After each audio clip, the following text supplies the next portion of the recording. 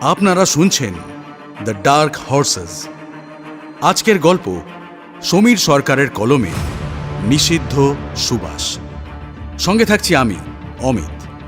আমি সোমা। পর্ব 1।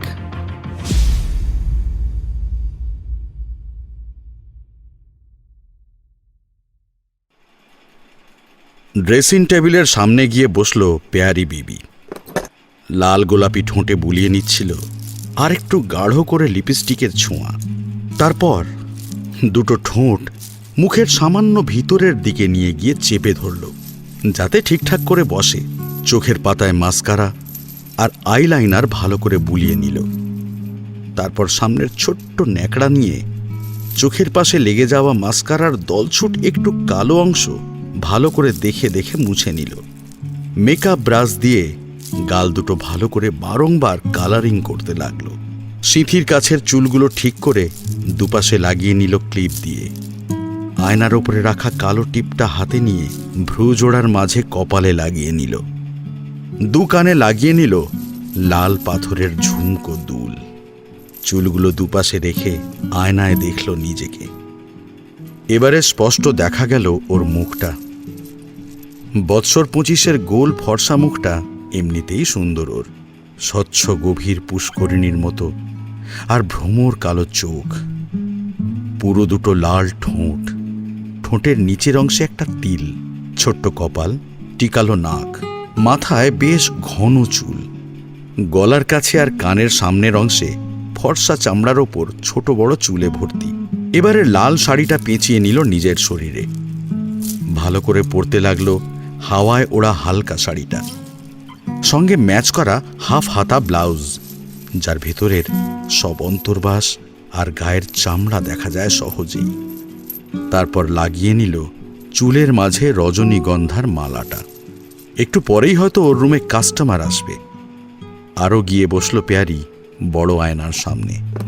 বিশাল কক্ষে বেশ দামি দামি আসবাবপত্র ওর ঘরে, সঙ্গে সাদা ধবধবে বেড কাভার জড়ানো নরম গদির তুলতুলে বিছানা। কাছের টেবিলে পড়ে কয়েকটা লাল গোলাপ আর রজনীগন্ধা। আয়নাকে বারবার নিজের মনেই প্রশ্ন করতে লাগলো, এই আয়না, এটা তো পেয়ারি, তবে ভূমিকা কোথায় রে? ভূমিকাকে ভীষণ দেখতে ইচ্ছে করছে। কতদিন দেখিনি বলতো? কোথায় হারিয়ে ফেলেছি যে সেই সাধারণ ভূমিকার মুখটা? কি রে আয়না, দেখা না ভূমিকাকে। আয়নার কাছ থেকে কোনো উত্তর পায় না পেয়ারি। কাঠের বড় ময়ূর দিয়ে নকশা করা আয়নাটা তখনও কোনো প্রতিক্রিয়া দেয় না ওকে। এবার নিজের চুলগুলো আর শাড়িটা ঠিক করতে লাগলো পেয়ারি পাগলের মতো করে। একটা মোটা চাদর এনে ঢেকে দিল নিজের নগ্ন দেহটা আর বড় কসমেটিক্সগুলো। তারপর গভীরভাবে আয়নার মাঝে খুঁজতে লাগলো ভূমিকাকে, কিন্তু পেল না। বড় বড় অশ্রুকণা পড়তে লাগলো ওর চোখের প্রান্ত হতে। সেগুলো ওর গাল দিয়ে বেয়ে গিয়ে গলায় গিয়ে মিশে যাচ্ছে। ফুঁপিয়ে উঠতে লাগলো ওর পুরো ঠোঁট জোড়া।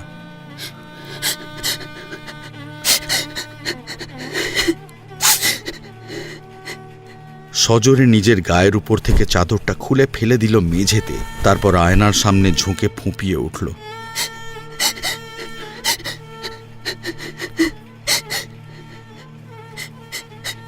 ফিরিয়ে দে না, ফিরিয়ে দে না ভূমিকাকে। কতদিন সেই মুখটা দেখতে পাচ্ছি না।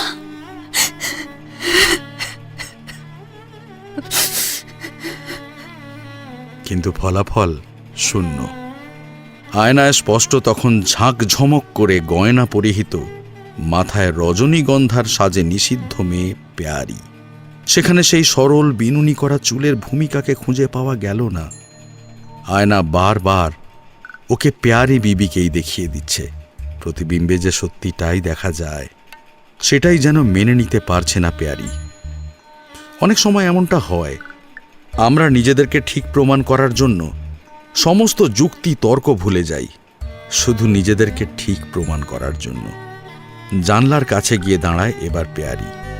ওর শাড়ির মতোই জানলার হালকা নীল পর্দাগুলো তখন সন্ধ্যের বাতাসে দোলা খেতে লাগছে। বাতাসের ছন্দে ছন্দে সেও ঘরের দিকে ফুরফুর করে উড়ে চলেছে। পর্দাটা হাত দিয়ে সরিয়ে দিতেই বাইরের দমকা বাতাস লাগে ওর ক্লান্ত দেহে। বেশ আরাম অনুভূত হয় এই কষ্টের মাঝেও। বাইরে বেশ অন্ধকার। এটা বাড়ির পিছনের দিক। 3 তলার ঘরে 5 নম্বর ঘরে ও থাকে। নিচতলা থেকে যে বড় সিঁড়িটা উঠে এসেছে তার পাশেই 2টো রুম পড়ে ওর ঘর। জানালার গ্রিল ধরে মাথার উপর চাঁদ আর তারা সমন্বিত অন্ধকার আকাশের দিকে তাকিয়ে রইল পেয়ারি। চাঁদের পাশে আলোর জন্য বেশ সাদা মেঘগুলো চোখে পড়ছে। বাইরের সাজগোজের কোলাহলের জন্য ভাবনা ওর উড়ে যায়। বেশ হাসাহাসি হচ্ছে বাইরে। যে যার সঙ্গী নিয়ে ব্যস্ত। ওর জানালার এদিকে অন্ধকার প্রায়। তারপর লম্বা উঁচু পাঁচিলের ওদিকে কারখানা। তারই কোলাহল এখান থেকে কানে আসে। আর এই বড় বাড়িটার সামনের গেটের পাশের রাস্তা দিয়েই কলকাতা শহরটা। খুব কাছেই এখান থেকে। তবে এই জায়গাটা বেশ নির্জনে হলেও সব সময় লোক থাকে। এরকম জায়গায় যে লোক থাকবেই সেটা তো সবারই জানা। প্যারে, আরে প্যারে, দরজা খোল। কেউ ওর দরজায় বারবার টোকা দিতেই থাকলো। কাছে গিয়ে দরজা খুলতেই দেখলো রমেশ। খুব ছোট করে চুল ছাঁটা আর ধনুকের মতো গোঁফ সমেত বৎসর 35-এর রমেশ দা এখানকার ফুলঝুরি ম্যাডামের ডান হাত। ফুলঝুরি ম্যাম ওকে সবকিছু দেখতে দেন আর নতুন নতুন মেয়ে আনার দায়িত্ব দেন। প্যারি বলল, কি বলো? ফুলঝুরি বলল তুই নাকি কাল সেই লোকটার সঙ্গে ঝগড়া করেছিস। এত বার কেন রে শালি তোর? হ্যাঁ, এত কেন বার তোর? জানো না কি করেছে? সিগারেটের ছেঁকা। তাতে তোর কি? শালি, মনে রাখিস, দেহের দৌড় করেই তোর পেট চলে। ওদের সব অত্যাচার সহ্য করতে হবে তোকে, সব। বেশি বড় বড়িস না বলে দিলাম। এইভাবে করলে কাস্টমার পাবি কি করে? হ্যাঁ, যার যেমন শোক একটু করতেই পারে, তোকে সেটা সহ্য করতেই হবে। কিন্তু এই বেশি বাড় বাড়লে না না খাইয়ে ফেলে রাখবো, বুঝলি? রমেশ চলে যাবার পর জানালার কাছে গিয়ে চেয়ারে এসে বসলো পেয়ারি। চোখের নিচগুলো তখনও ভেজা। সত্যি দেহের দর করে খায় বলে কি সব সহ্য করবে? মনে হতে লাগলো এক দৌড়ে যেন এই সমস্ত কিছু খুলে সেই মুক্ত আকাশের নিচে বেরিয়ে যেতে, যেখানে স্বাধীন একটা জীবন হবে ওর। কেউ যদি ওকে বোঝে, কেউ যদি ওকে বলে, কষ্ট পেয়েছো, আমি তোমাকে সুখে ভরিয়ে দেব। কিন্তু কেউ নেই যে ওর কষ্টে নিজের সবটা দিয়ে আনন্দ দিতে চেষ্টা করবে। ক্লান্ত হবার পর ভীষণ ইচ্ছে হয় ওর কেউ ওর মাথায় হাত বুলিয়ে দিক। মনে পড়ে সেই অনেক আগের দিনগুলো। কত মধুর ছিল সেই দিনগুলো। বাবা মায়ের একমাত্র মেয়ে ছিল। সেই বড় শহরটার এক কোণে একটা বড় বাড়িও ছিল ওদের। সেটাই হয়েছিল ওদের কাল। কারণ পুরনো বাড়ি মানেই প্রমোটারের নজর। সেই বৃষ্টির রাতেও প্রমোটার বিক্রম এসেছিল ওর দলবল নিয়ে। তখন ভূমিকার মাধ্যমিকের প্রিপারেশন চলছিল। মন দিয়ে বই পড়ছিল পড়ার ঘরে। বাবার গলা শুনেই বাইরে এসেছিল সেদিন। এই পেয়ারি দি! নাচতে নাচতে বিনুনি দুলিয়ে ঢুকে পড়ে মিনু। শ্যামলা গায়ের রং মিনুর। বয়স এই 20 হবে। সুন্দরী। শ্যামলা হলেও বেশ সুন্দরী, আর সাজগোজ একটু বেশি পরিমাণেই করে। মাথার চুলে রজনীগন্ধা ছাড়াও রং বেরঙের ফুলের বাহার। বিনুনি জড়িয়ে দিয়েছে রঙিন ফুলে, আর সঙ্গে হালকা নীল রঙের লেহেঙ্গায় বেশ ভালো লাগছে তাকে। পেয়ারির আর ভাবার অবকাশ রইল না। উঠে গিয়ে ওর দিকে তাকিয়ে বলল, বল। নিচে নিচে না এলে ওই রমেশ ঠিক সন্দেহ করে আমার পিছু নিত। বাজে লোক একটা। পরের জন্মে যেন ও তোর বাড়ির কুকুর হয়ে জন্মায়, তোর কাছে খাবার পাবার জন্য হন্যে হয়ে থাকে। বাবা, দেখলেই আমার কাপিটা জ্বলে যায় জানিস। আমরা তো ঠিকই আছি, তোর একটু ভুল হলোই বা, তাতেই এত রাগ দেখানোর কি আছে বল দেখি? ও যেন তোর বাড়ির কুকুর হয়ে জন্ম নেয় পরের জন্মে। এই জন্মে তো আর হবার নয়। ধুর, তা কেন রে? ওর কি দোষ বল দেখি? ভাগ্য যেখানে নির্মমভাবে লেখেন বিধাতা, সেখানে অভিনেতাদের কি দোষ বল দেখি। আমি ভাবি তোর মতো এমন সুন্দরীর জায়গা হলো শেষে এই মানুষদের দেশে। সত্যি তুই কোনো ধনী বাড়ির বউ হতে পারতিস, সেখানে এভাবে এমন ভাবে। তোকে কিন্তু এবার বের করে দেবো আমার ঘর থেকে। এইসব কে তোকে সবসময় কানের কাছে ঘ্যান ঘ্যান করতে বলেছে? ভাল লাগে না, যা তো এবার। এই কথা বলেই আরেকবার নিজের মুখটা খুঁটিয়ে দেখতে লাগলো পেয়ারি। আসলে ওর উদ্দেশ্য মুখ দেখা নয়, ওর উদ্দেশ্য হলো মিনুর এই সব কথা বন্ধ করা। কিন্তু মিনু ঠিক ওর পিছনে এসে বলল, জানিস পেয়ারিদি, আজ আমার পিরিয়ড শুরু হয়েছে, পেটে ভীষণ যন্ত্রণা, তবুও কাজ করতে হচ্ছে। তাই ভাবলাম তোর সঙ্গে গল্প করতে যাই, সেই কখন আবার দেখা হবে। কি বলছিস? ওষুধ নিয়েছিলি? দি, সারতে একটু সময় লাগবে। এমন সময় আরেকজন উকি দেয় দরজার বাইরে। পেয়ারি দেখতে পেয়েই বলল, কে গোলা? দিব্যা নাকি? আয় না, বাইরে না থেকে। দিব্যা ঘরে ঢুকেই মিনু আর ওকে দেখে হেসে বলল, আমি ভাবলাম কাস্টমার এসেছে বুঝি, কিন্তু দরজা খোলা কেন রেখেছো সেটা তো বুঝতেই পারলাম না। ও, ভেতরে এসে দেখি এই কাস্টমার। দিব্যাও অনেকটা ছোট পেয়ারির, নতুন এসেছেও মাত্র কয়েক মাস হলো। দেখতে মেয়েটাকে ভালোই, ফর্সার ওপর বড় বড় চোখ আর লম্বা চুল ওর সৌন্দর্যের কারণ। পেয়ারি ভীষণ প্রিয় এদের সবার কাছে। সবাই সারা দিন পেয়ারির সঙ্গে বসে গল্প করতে ভালোবাসে। তার মধ্যে পেয়ারি এখানকার সেরা সুন্দরী এবং সেরা শিক্ষিতাও। পেয়ারির কাছে সবাই কত রকমের গল্প শুনতে আসে ফাঁকা হলেই। পেয়ারি সবাইকে একসঙ্গে নিয়ে গল্প বলে। সবাই রামায়ণ, মহাভারত এমন অনেক গল্প শোনে, এমনকি মাঝে মাঝে ফুলঝুরিও শোনে। কখনো কখনো তাদের চোখে গড়িয়ে পড়ে জল।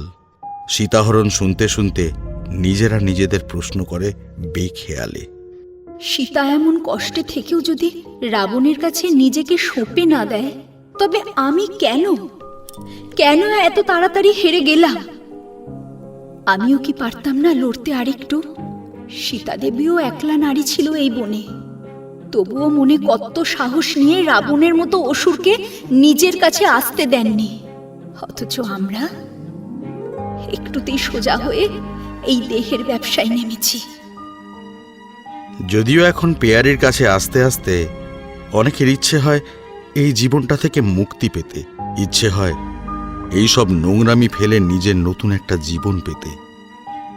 সেই সারা বছর এখানে থেকে বৎসরে মাত্র 2 বার ছুটি পায় ওরা বাড়ি যাওয়ার জন্য। যদিও এদের বেশিরভাগেরই বাড়ি নেই ধরতে গেলে, কেই বা রাখবে ওদের? সবগুলো দিন ভীষণ কষ্টে কাটে। তবে পেয়ারির কোনোদিনও ছুটি নেই। ও আসার পর ওকে এই পাঁচিলের বাইরে যেতে অবধি দেওয়া হয় না, কারণ ও নিজে থেকে আসেনি, ওকে জোর করে রাখা হয়েছে। আর ওকে হারালে একদম লস হয়ে যাবে ফুলঝুরির। অনেকদিন পর এই পেয়ারির জন্য ওর বিজনেস দারুণ চলছে। ওর মতো আরও কজন মেয়ে আছে যাদের ছুটি হয় না কোনো দিন, কারণ ওরা একবার বার হতে পারলেই আর ফিরবে না। আর সেই দলেই পড়ে দিব্যা আর মিনু। আরও কজন আছে, ওরাই বেশি ভালোবাসে পেয়ারিকে, কারণ এই দমবন্ধ জীবনের একমাত্র রসদ ওদের কাছে পেয়ারি। পেয়ারিকে ছাড়া যেন মরে যেত ওরা। পেয়ারি ওদের অনুপ্রেরণা যেন। আরেকটা বড় কথা হলো, রোজ রাতে ওরা সবাই মিলে গল্প করে। কথাটা প্রথম পেয়ারি বলেছিল যে ওরা একদিন ঠিক বার হবে এই অন্ধকার জীবন থেকে। ফুলঝুরি, রমেশ আর সবশেষে গেটের প্রহরীদের থেকে পালানো মুখের কথা নয়। তাই এমনই কিছু করতে হবে সবাই মিলে, যাতে মুক্তি পেতে পারে ওরা। 3 জনে বিছানায় বসে পেয়ারি বলে ওঠে, শোন, কাস্টমার যাবার পর সবাই আসবি, ঠিক আছে? গল্প হবে। ভূমিদি, আমরা যে প্ল্যান করেছি সেটা হবে তো? চেষ্টা করে যেতে হবে, একদম হারলে হবে না। একদিন না একদিন ঠিক আমরা সফল হবই। সবাই একজোট হয়ে সবটা করব। তারপর আলাদা আলাদা একটা জায়গায় গিয়ে ঠিক স্বাধীন একটা জীবন পাবো। পাখির মতন উড়ে বেড়াবো একদিন। এটা ভাবতেই আমার কেমন যেন স্বপ্ন স্বপ্ন লাগে ভূমিদি। স্বপ্ন দেখলে পূরণ করতেও লড়তে হবে রে। সেটা হলে আমি আগে আমার রূপকের কাছে যাব ভূমিদি। সমাধির অতলে শুয়ে আছে ও। একবার জাস্ট ওকে ছুঁয়ে দেখতে চাই। ওকে একবারের জন্য হলেও সরি বলতে চাই। এই তোর রূপক কে রে? আর এই সমাধি বা কি? আমাকে বলেছে গো আজ, তুমি শুনবে? এমন সময় দরজা ধাক্কা দিয়ে কেউ ঢুকলো। দেখলো রমেশ। ঢুকেই চিৎকার করে বলতে লাগলো, এই কুত্তার বাচ্চারা, হ্যাঁ, ঘরে কাস্টমার কি বসে বসে আঙুল চুষবে নাকি? বেরিয়ে যায় দুজনেই। সঙ্গে বেরিয়ে গেল রমেশও। একটু পরেই পেয়ারির ঘরে কাস্টমার আসবে। পেয়ারি ভাবতে লাগলো, এই রূপক কে দিব্যার জীবনে? পেয়ারি যতদূর জানে দিব্যার বাবা মা ওকে এখানে আনার জন্য দায়ী, কিন্তু এই রূপকটা কে? পেয়ারি সেদিন অবাক হয়ে শুনেছিল দিব্যার কথা। যেদিন দিব্যা বলেছিল, সবটাই আমার মা আর বাবার জন্য গো। জন্ম দিয়ে যখন কর্ম করতেই পারে না, তখন সন্তান জন্ম দেবার ভুলের জন্য তার সন্তানের জীবনটা নষ্ট করে দিয়েছে তারা। এও কি সম্ভব? পেয়ারির কেন যেন মনে হয় এসব মিথ্যে, কিন্তু সন্তান হয়ে কি করে জন্মদাতার নামে এগুলো বলবে? যাগে, এখন পেয়ারের লক্ষ্য হলো এদের নিয়ে বেরিয়ে যাওয়া এই নরকপুরী থেকে। ও জানে যে সেটা খুব কঠিন, হয়তো কোনোদিনও হয়নি সেটা, কিন্তু তাই বলে ওরা দমে যাবে না। কারোর দেয়া এই কঠিন জীবনে ওরা বাঁচতে চায় না।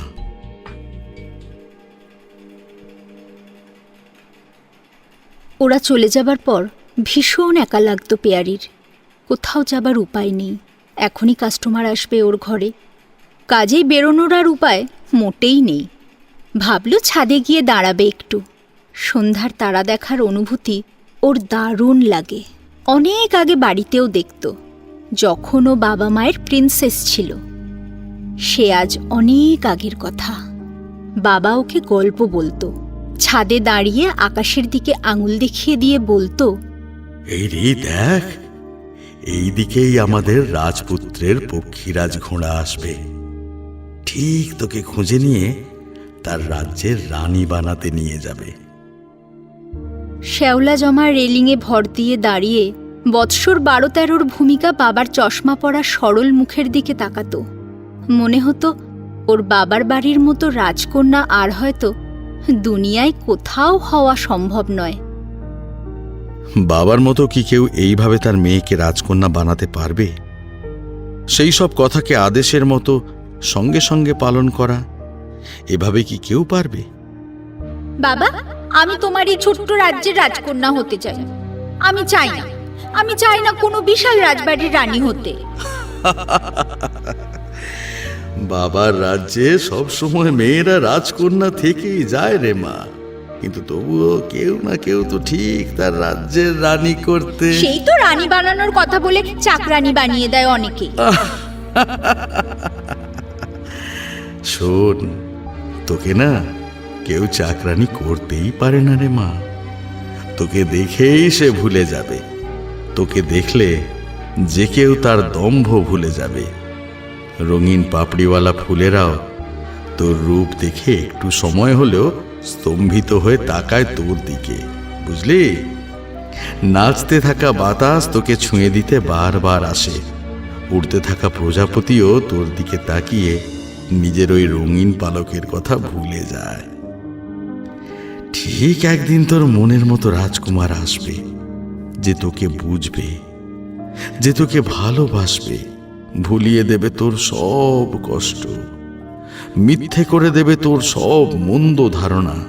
তখন তোর কেবলই মনে হবে এতটা ভালোবাসতে পারে কেউ আপন মানুষগুলো ছাড়া।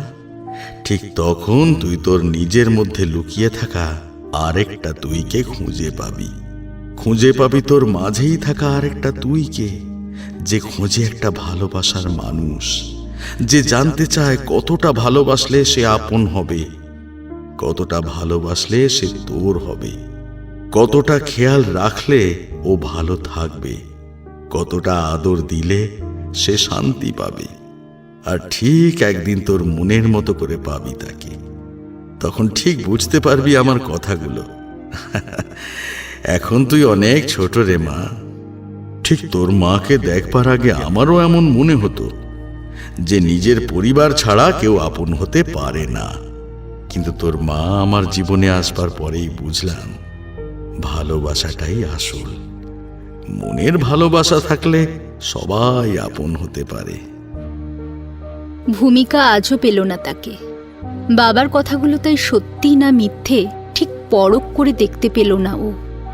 হয়তো সেই শ্যাওলা ধরা ছাদের জায়গাটাও আর নেই, যেখানে দাঁড়িয়ে বাবা ওকে গল্প বলতো। সেখানে উঠেছে বহুতল বাড়ি, কিন্তু সেই আকাশ বাতাস ঠিক এখনো সেখানে সাক্ষী আছে। তারাও এই কথাগুলো যাচাই করতে চেয়েছিল, কিন্তু পারেনি। হয়তো এসেছিল কত রাজকুমার সেই জায়গায়, কিন্তু ভাগ্যচক্রে পায়নি ভূমিকাকে। ভূমিকা আজ পেয়ারি হয়ে উঠেছে। কতজনের ভালোবাসায় পেয়ারি আজও। কতজনকে ভালোবাসতে হয় ওকে, তাই ও পেয়ারি। এমন সময় ফুলঝুরি এসে ঘরে ঢোকে। বয়স 40-এর ওপরে, আর ফর্সা মোটা মেদযুক্ত ফুলঝুরি সবসময় এদের থেকেও বেশি সেজে গুজে থাকে। চ্যাপটা বড় মুখের কপালে বড় একটা রঙিন টিপ থাকে। সিথির দুপাশ ধরে থাকে ক্লিপের লাইন, যেন ক্লিপের দোকান নিয়ে বসেছে। সিথির শেষে মাথায় থাকে বড় আকারের ফুল। কানে বড় বড় দুল ওর কাঁধ ছুঁয়ে যায়। গলার মালার লকেট ইয়াব বড় বড়।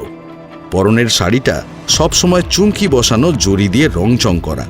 উচ্চতা মাঝারি হলেও বড় হাই হিল ওর দেহটা আরো লম্বা করে দেয়। পান চিবনও সবসময় অভ্যাস ওর, আর সঙ্গে হেসে আর জোরে জোরে কথা বলা। কি রে পেয়ারি, তুই তৈরি হয়েছিস? রেডি, বাট কাস্টমার কোথায়? তোর মনে নেই আজ যে তোকে বাইরে যেতে হবে? আমার লোক তোকে বাইরে নিয়ে যাবে। বাইরে যাবার কথাটা শুনেই মুহূর্তে মাথায় বিদ্যুৎ খেলে গিয়েছিল পেয়ারির। মনে হলো বাইরের শান্ত আর নির্মল বাতাসে নিজেকে ভাসিয়ে দিতে পারবে আজ। কিন্তু খানেকেই বুঝল ফুলঝুরি এত বোকা নয় যে ওকে একা একা পাঠাবে। ঠিক ওর লোক থাকবে। এই শোন, তুই তৈরি হয়ে গেলে চলে আসিস নিচে। নিচে গাড়ি তৈরি আছে, বেশি দেরি করিস না। পার্টি আছে ওখানে, রোম্যান্স করবি। তবে হ্যাঁ, একদম কিছু উল্টা পাল্টা করার চেষ্টা করবি না। বিশু আর রমেশ তোর কিন্তু নজর রাখবে, মনে রাখবি। অনেকবার কিন্তু তুই অনেক রকম ঢংচং দেখিয়েছিস আর এই বুদ্ধি খাটিয়েছিস। তাতে কি হয়েছে? বেকার বেকার শুধু শাস্তি পেয়েছিস। কথাটা মনে রাখিস কিন্তু পেয়ারি। ওগুলো করে কি কোনো লাভ হয় তোর? শাস্তি পেতে ভালো লাগে? কষ্ট লাগে তো রে, আমারও কষ্ট লাগে। তোর মতো সেরা প্রোফাইলের বেস্তাকে এই হাত দিয়ে কষ্ট দিই বলে। তোর জন্যই এমন হাইফাই হয়েছি আমি। তুই তো আমার লক্ষ্মী। তোকে কি কষ্ট দিতে ইচ্ছা করে বল? সেই তো আবার তোর সেই মারের দাগগুলো মুছতে আমাকেই খরচ করতে হবে ঘন্টা ঘন্টা টাকা। যাকে তৈরি হয়ে নিচে চলে আয়, ওয়েট করছে কাস্টমারের গাড়ি। ফুলঝুরি চলে যেতেই মুখে হাসি খেলে যায় পেয়ারির। একদিনও বেরোবেই এই গণ্ডি থেকে। কাউকে মেরে বের হতে হলেও বেরোবে, আর ওর মতো কয়েকজনকেও মুক্তি দেবে। ওদের মনের মতো করে বাঁচতে দেবে। এটা করবেই পেয়ারি, হেরে যেতে পারে না ও। সাইড ব্যাগে নিজের বাকি কসমেটিক্স নিয়ে আরেকবার শরীরে হাত বুলিয়ে শাড়ির এলোমেলো জায়গাগুলো ঠিক করে নিয়ে বিষণ্ণ দেহটা নিয়ে ধীরে ধীরে সিঁড়ি বেয়ে নামতে থাকে পেয়ারি। দেখল ফুলঝুরি নিচে পায়চারি করছে। কয়েকজন মেয়ে এদিক সেদিক ছুটছে। ফুলঝুরির দৃষ্টি এদিকে সিঁড়ির দিকে পড়তেই থামল একটু পেয়ারি।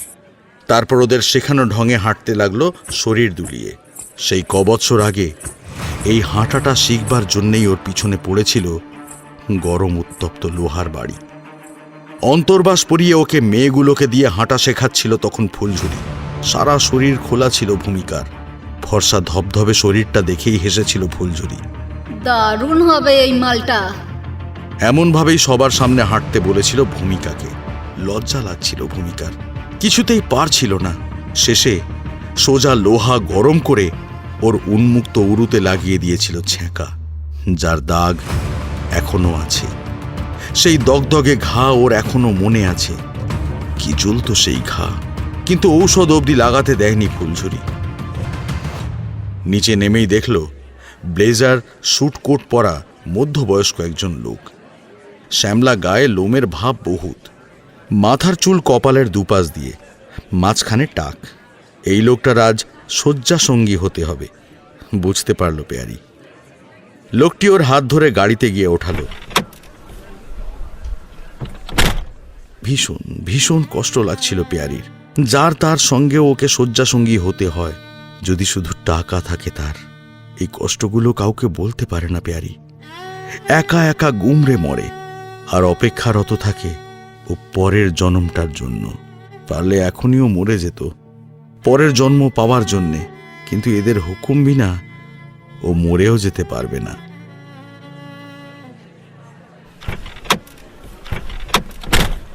পিছনে বসলো ও লোকটার সঙ্গে, আর সামনে ড্রাইভারের চেয়ারে রমেশ, আর পাশে বসে বিশু। লোকটা বারবার ওর হাতটা নিয়ে নিজের ঠোঁটে লাগিয়ে চুমু করতে লাগলো। ভূমিকা হেসে ওর দিকে তাকালো, আরও কাছে গিয়ে বসল লোকটা, কারণ বিশু তখন গাড়ির আয়নায় ওর মুখটা দেখছিল। কাস্টমার যদি সুখ না পায় তাহলে প্রহার হবে পল্লীতে গিয়ে। বাইরে তখন রাতের ব্যস্ত আলোকিত কলকাতা।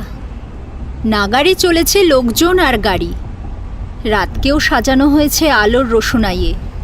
যেমনটা পেয়ারির কষ্টগুলোকে ফুলঝুরি হাসিতে সাজায় রোজ উপঢৌকন দিয়ে, যেমনটা সরল ভূমিকার দেহের সাধারণ পোশাক খুলে সাজিয়ে দিয়েছিল নকশি করা নগ্ন পোশাকে, আর যেমনটা ভূমিকা নামের মেয়েটাকে সাজিয়ে দিয়েছিল পেয়ারি রূপে। কত স্বপ্ন ভাঙা আর ডানা ভাঙা পাখি হারিয়ে যায় এখানে, কেউ কারোর খবর জানে না, রাখেও না। গাড়িতে বসে দিব্যার কথা ভাবছিল পেয়ারি। কদিন আগেও রূপক নামটা উচ্চারণ করতে শুনেছিল ওর মুখে। রূপক কি তবে ওর প্রেমিক ছিল, যার সঙ্গে দেখা করতে চায় ও? কিন্তু সমাধিতে কেন রূপক? পেয়ারির খুব ইচ্ছে একদিন এই পল্লীর বাইরে যাবার জন্য। সেটা নিজের জন্য না হলেও দিব্যার জন্য বেশি, কারণ ও দিব্যার বাবা মাকে দেখতে চায়। দেখতে চায় টাকা পেয়ে নিজের মেয়েকে বিক্রি করা লোকগুলোকে। কি দিয়ে তৈরি ওরা, এটা দেখতে চায়। যারা হয়তো বাবা মা ডাকের অযোগ্য। পেয়ারির ইচ্ছে একদিন দিব্যাকে ওদের মুখের ওপর উত্তর দেবার মতো শক্তিশালী ও তৈরি করবেই, কিন্তু সময় লাগবে। আর সবচেয়ে বড় কথা হলো এখান থেকে আগে বেরোতে হবে। সেটার জন্যই আগে লড়তে হবে ওদের।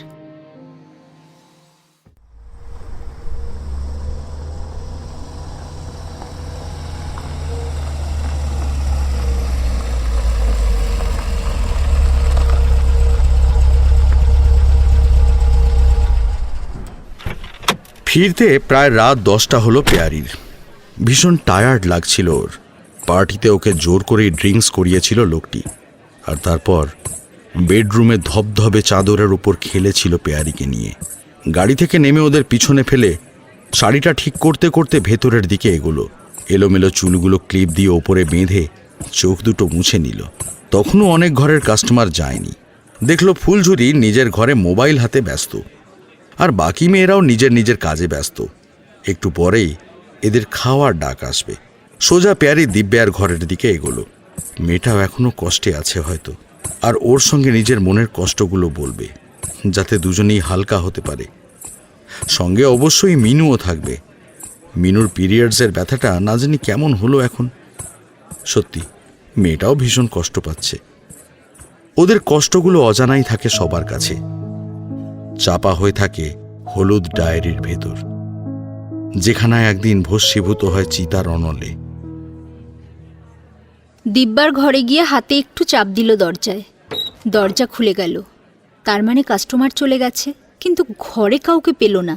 দিব্যা যে কোথায়, আর মিনু? তাই বাইরে বেরোলো। দেখলো লম্বা বারান্দার অন্য পাশের অন্ধকারে ঠায় দাঁড়িয়ে মিনু, অন্ধকারের দিকে তাকিয়ে। কোনো দিকেই ভ্রুক্ষেপ নেই ওর। কি হয়েছে ব্যাপারটা বুঝতে পারল না পেয়ারি, তাই কাছে গেল ওর। গিয়ে ওর কাঁধটা ঝাঁকিয়ে বলল, মিনু, এই মিনু। দেখল মিনু কাঁদছে সজল নয়নে। মিনু তো খুব তাড়াতাড়ি কাঁদে না, খুব হাসি খুশি থাকেও সব কষ্টের মধ্যেও। খুব বেশি আঘাত না পেলেও কাঁদে না। তবে কি এমন হলো? আবার ডাকলো। মিনু, কি হয়েছে? আর দিব্যা কই রে?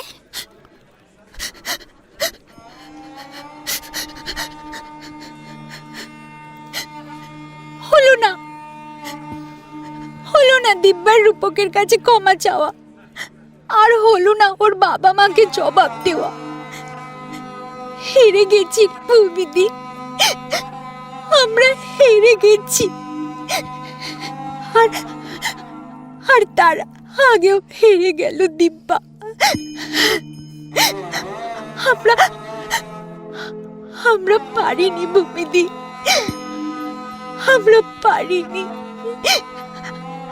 আর পারবো না। আর দিব্যাও কোনোদিন পারবে না ভূমিদি, কোনোদিন পারবে না। ভূমিকা মিনুকে অন্ধকার থেকে আলোতে নিয়ে এলো। তারপর বলল, ভালো করে বল তো কি হয়েছে? এইভাবে বলছিস কেন?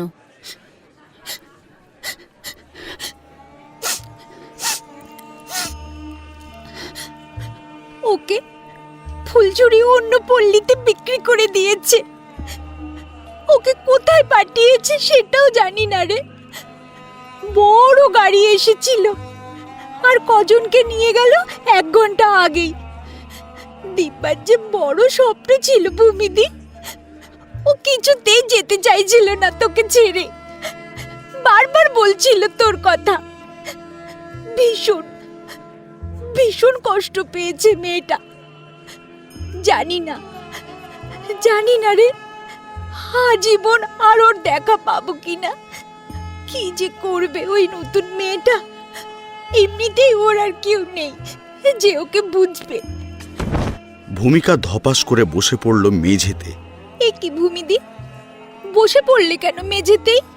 ভূমিকার শক্তি যেন রইল না আর দাঁড়িয়ে থাকার। কি শুনছে ও এইসব? নিজেকেই বিশ্বাস করতে পারছে না। একটু আগেই যাবার আগে অবধি দিব্যাকে ও কত কিছু বলে গেল, আর দিব্যাও ওকে কত কিছু বলল। ছাড়া পেতে চায় দিব্যা, আর নতুন একটা জীবনও পেতে চায়। সব আশা আকাঙ্ক্ষা কি ওর নষ্ট হয়ে যাবে? পারবে না স্বপ্নগুলো পূরণ করতে? দেখা কি হবে কোনোদিনও ওর সঙ্গে? নাকি আজীবন অজানা দেশের মোটা শিকলেই বন্দিনী থাকবে দিব্যা নামের মেয়েটা, যে রোজ নতুন করে বাঁচতে স্বপ্ন দেখে? কান্নায় ভেসে যেতে লাগলো ভূমিকার মুখ। ফুঁপিয়ে ফুঁপিয়ে মুখে হাত চেপে কাঁদতে লাগলো। কি বলে সান্ত্বনা দেবে মিনু ওকে? নিজেই বুঝতে পারল না। আর মিনুকেই বা কি বলে সান্ত্বনা দেবে ভূমিকা? কারণ আজ দুজনেই মহা কষ্টে। মিনু ভূমিকাকে হাত ধরে তুলে নিল। তারপর বলল, ঘরে চলো দিদি, এরকম অবস্থায় দেখে নিলে বিপদ হবে। ঘরের দিকে রওনা হয় দুজনেই। পেয়ারির ঘরে ঢুকে পড়ে দুজনেই। ভূমিকা আর কিছু মনে পড়াতে সে আর্দ্রকণ্ঠে জিজ্ঞাসা করল, তোর না পিরিয়ডসের ব্যথা বোন? তবে তুই কেমন আছিস? আমাদের আর কষ্ট? আমি ভুলে গেছি ভূমিদি নিজের কষ্টটা। যখন থেকে দিব্যাকে নিয়ে গেল, আর তখন থেকে নিজের কষ্টগুলো ফিল করতে পারছি না। ও আমার হাত ছাড়তেই চাইছিল না, বলছিল কানের কাছে এসে কাঁদো কাঁদো হয়ে, ভূমিদি আর তুই যেদিন বার হবি আমাকে খুঁজে পাবি তো মিনু। ওরা আমাকে কোথায় নিয়ে যাবে কিচ্ছু জানি না, কিন্তু তোরা খুঁজে বার করবি তো মিনু। আমি পথ চেয়ে থাকবো, আমার 2 বান্ধবী ঠিক আসবে আমার কাছে, যাদের ছাড়া আমার আর কেউ নেই রে, কেউ নেই। কিছুই বলতে পারল না পেয়ারি। জানলার রাতের হালকা ঠান্ডা বাতাসে তখনও শরীর ভেজাচ্ছিল। তার একটু পর নরম কণ্ঠে বলল, আচ্ছা, রূপক কে ছিল রে? তোকে নিশ্চয়ই বলেছে ও। তুই তো বলেছিলি তুই সব জানিস। তবে তুই বল, রূপককে জানিস তুই ওকে? একটু সময় নিল মিনু, গলাটা ঠিক করে নিল।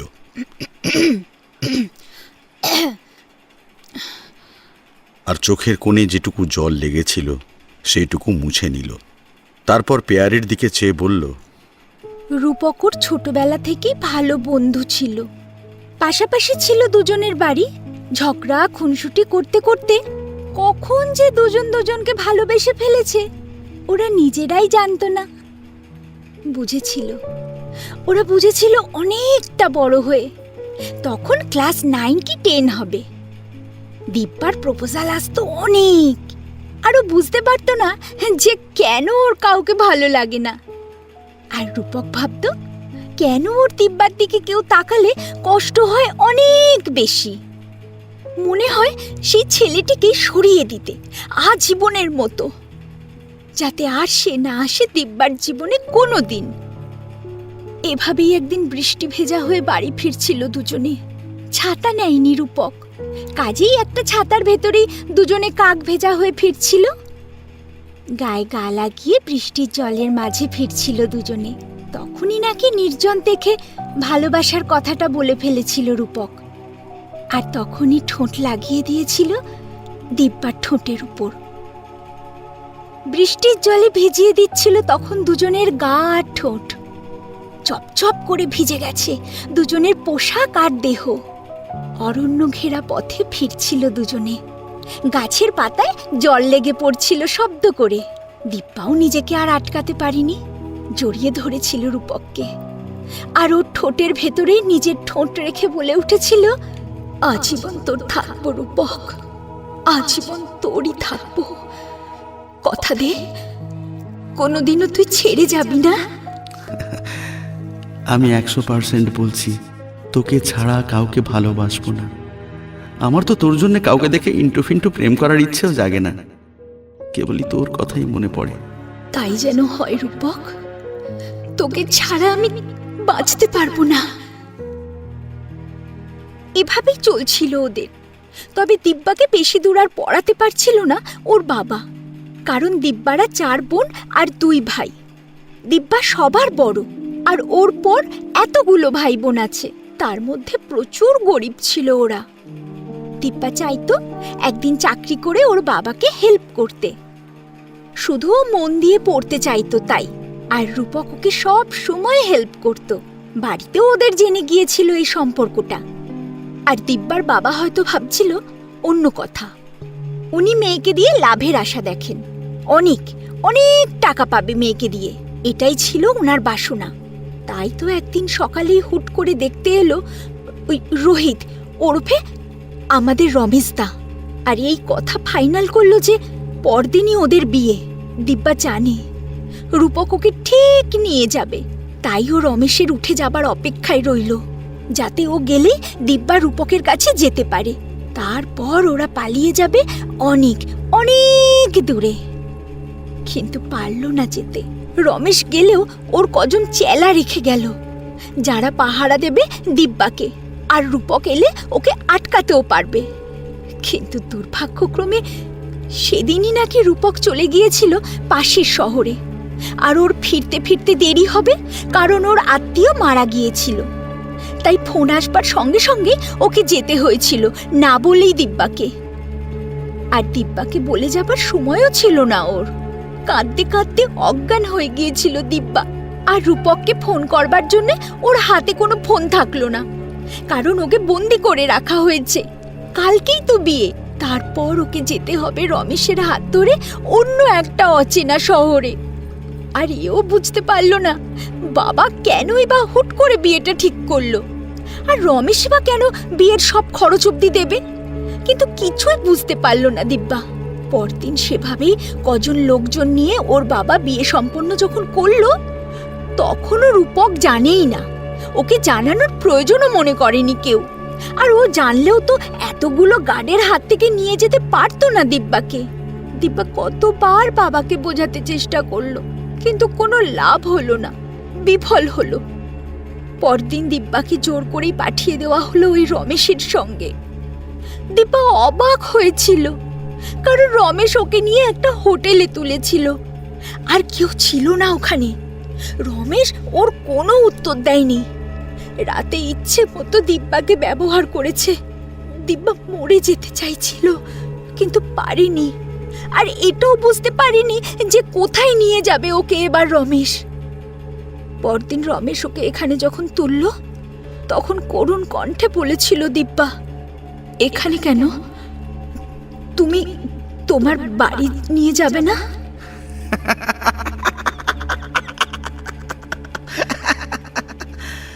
রে, এটাই তোর বাড়ি আজ থেকে, বুঝলি? আর কোথাও যেতে পারবি না। আর এটাই তো শ্বশুর বাড়ি, এখানে রোজগার করবি আর খাবি। আমার বাবাকে ঠকিয়েছিস। বাবা তোকে ছাড়বে না, কিছুতেই ছাড়বে না। আর আমার রূপক ঠিক তোকে শাস্তি দেবে। শোন, ভালো চাইলে তুই আমাকে ছেড়ে দে, তোকে কিন্তু রূপক ছেড়ে কথা বলবে না, তোকেও শাস্তি দেবেই। তুই আমাকে ছেড়ে দে। হাট! পাগলি তুই, পাগলি। তোকে এখানে কে পাঠিয়েছে জানিস? তোর বাপ। তোর বাপ নিজে। তোর বাবা নিজে নগদ 20 লাখ টাকায় তোকে বিক্রি করেছে, বুঝলি? আর তোর বাবাই প্রথম আমার কাছে এসেছিল তোকে বিক্রি করতে। থমকে গিয়েছিল দিব্যা। নিজের বাবা মা টাকার জন্য এমনটা করতে পারে কোনোদিন? যাদেরও গুরুজন ভেবে এতদিন বড় হয়েছিল, তারা ওর জীবনটা এইভাবে নষ্ট করতে পারলো? চোখে ঝাপসা দেখতে লাগলো দিব্যা। বাবা মায়ের সেই ভালোবাসার মুখটা দেখতে পাচ্ছিল, খুঁজে পাচ্ছিল না তাতে স্বার্থপর মুখোশটা।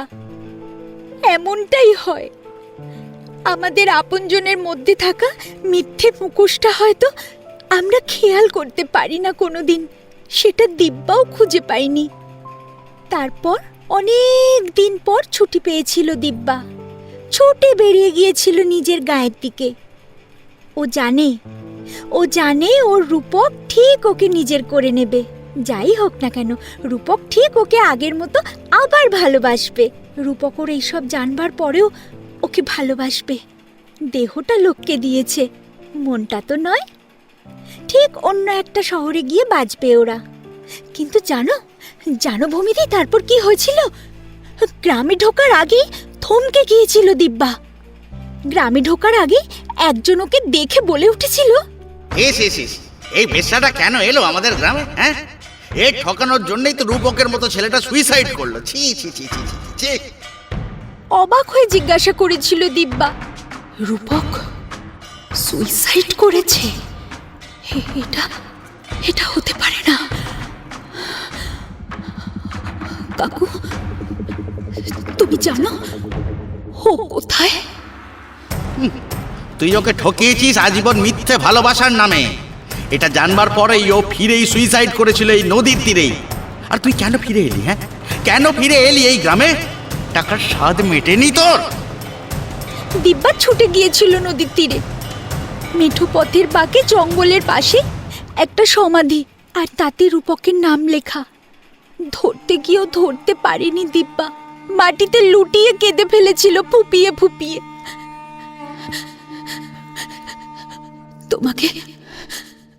তোমাকে আমি ছোবো না রূপক। আমার এই নোংরা শরীর দিয়ে আর এই স্বার্থপর মন নিয়ে আমাকে তুমি বুঝলে না রূপক, আমাকে তুমি বুঝলে না।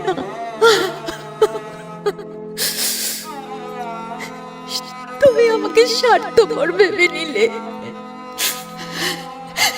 তুমি আমাকে এই চিনলে। আমি তোমাকে ছোবো না রূপক, ছোবো না। এই নষ্ট শরীরে তোমার ওই পবিত্র শরীর ছোঁয়ার সাহস আমার নেই রূপক। আমি তোমাকে ছোবো না, ছোবো না। তারপর কেউ জানবার আগে যে পথে গিয়েছিল দিব্যা, আবার সেই পথ ধরে ফিরে এসেছিল এই পল্লীতে। আমাকে বলেছিল, আমার আর কেউ নেই রে মিনু, এই পল্লী বাদে কেউ আর আপন করতে পারবে না আমাকে। এখানেই বাকি জীবনের দিনগুলো কাটিয়ে দেব। তারপর আর ওর ছুটি হলো না। আর তোমার মুখে এখান থেকে বেরোনোর নতুন করে স্বপ্ন দেখলো দিব্যা। আর ভাবলো এবার বেরোলে শেষবারের মতো রূপককে ছুঁয়ে নেবে। ওর গায়ের স্পর্শ নিয়েই আজীবন কাটিয়ে দেবে অন্য একটা দেশে। হয়তো সেদিন রূপক ওর ছোঁয়া পেতে অপেক্ষারত ছিল, কিন্তু ও তো বুঝতেই পারেনি। তাই ও আবার রূপককে ছুঁয়ে দিতে শেষবারের মতো ফিরবে সেই নদীর তীরে। সব কথা শেষ করে করুণ আর ভেজা চোখে পেয়ারির দিকে তাকালো মিনু। পেয়ারি তখন দূরের অন্ধকারের দিকে তাকিয়ে ঝাপসা চোখে আর্দ্র কণ্ঠে বলে উঠল, শেষ ইচ্ছেটাও কি ওর পূরণ হবে না মিনু? যদি পূরণ করতে পারতাম আমরা। কিছুই পাইনি মেয়েটা, কিছুই পাইনি মেয়েটা, আজীবন কষ্ট বাদে। ওকে কি কোনোদিনও পাবো না আর ভূমিদি? কোনোদিন ওর স্বপ্ন পূরণ হবে না? পেয়ারি কি বলবে বুঝতে পারল না। সান্ত্বনা দেওয়ার মতো কোনো ভাষা ওর অভিধানে নেই। একটু পর বলল, মিনু। মিনু কিছু ভাবছিল দেওয়ালে হেলান দিয়ে। বিষণ্ণ চোখ দুটো খুলল। বলো ভূমিদি, ঈশ্বরের কাছে প্রার্থনা করবি বোন ওর জন্য? ঈশ্বর কি আমাদের প্রার্থনা গ্রহণ করবে না বোন? মেয়েটার জীবনে সুখ কি কোনো দিনও লেখেনি বিধাতা? আমরা ঈশ্বরের কাছে প্রার্থনা করব, আমরা ঈশ্বরের কাছে প্রার্থনা করব, আমরা ঈশ্বরের কাছে প্রার্থনা করব। কার কাছে প্রার্থনা করব দিদি? আর কোন শরীর নিয়ে করব বলতো? এই নোংরা দেহে কি করে ঈশ্বরের দরবারে যাব বল তুই? কত সুগন্ধি সবার আর ওই বডি স্প্রে লাগাই, কিন্তু সেই রাতের হায়নাগুলোর গায়ের গন্ধটা আর মদের বাজে গন্ধটা না কিছুতেই মুছে দিতে পারিনি। ওই সেই সেই সব সময় ওগুলো গায়ে লেগেই থাকে। এই দেহে কিভাবে ভগবানের কাছে প্রার্থনা করব তুই বল ভূমিদি? পেয়ারি কিছুই বলতে পারল না। জানলার পর্দাটা সরিয়ে দিয়ে তাকিয়ে রইল নিস্তব্ধ জোছনার দিকে। এই জোছনার দিনেও বাবার কোলে মাথা রেখে শুনত ওর স্বপ্নের রাজপুত্রের কথা।